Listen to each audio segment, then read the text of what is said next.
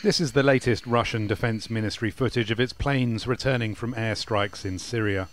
The grainy, silent, black and white blooms of light are, or so we're being told, bombs successfully hitting targets near Homs, near Idlib and in Jazeera al-Shagur. Unsurprisingly, what we haven't seen footage of yet is the violation on Saturday of Turkish airspace by Russian warplanes, an incident Moscow has put down to bad weather. Turkey summoned Russia's ambassador in Ankara to protest.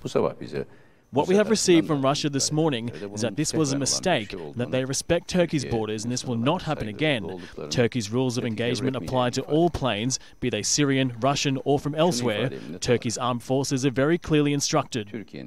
Diplomatic language from the Prime Minister, but the implication was clear. Russian planes could be shot down if they repeat their mistake. The language from NATO was blunter. Turkey is a member of the alliance, and the ambassadors for 28 NATO countries were assembled for an extraordinary meeting on Monday. This is an excerpt from their written statement. Allies strongly protest these violations of Turkish sovereign airspace and condemn these incursions into and violations of NATO airspace. Allies also note the extreme danger of such irresponsible behaviour.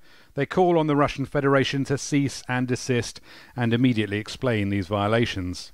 NATO also said Russian planes should stop attacking Syrian opposition fighters and civilians and focus on fighting ISIL, a criticism of Russia's general role in Syria, not just the Turkish airspace incident.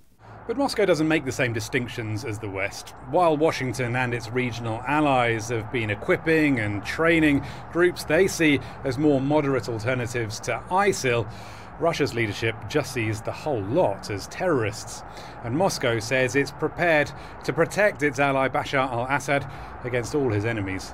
The skies above Syria are increasingly crowded. The US, Turkey, Saudi Arabia, Canada, Qatar, United Arab Emirates, Jordan and Bahrain have all flown sorties in recent months. Russia's foreign minister has suggested cooperation with the United States on their bombing missions. We spoke about the need in the near future for additional direct contacts between the militaries. Our American colleagues promised to give quick answers to these offers. I think that soon we should receive this. Without cooperation, the risk of a serious confrontation only increases. But unless the US-led coalition or Russia compromises on its Syrian objectives, it's difficult to see how they can stay out of each other's way. Rory Challens, Al Jazeera, Moscow.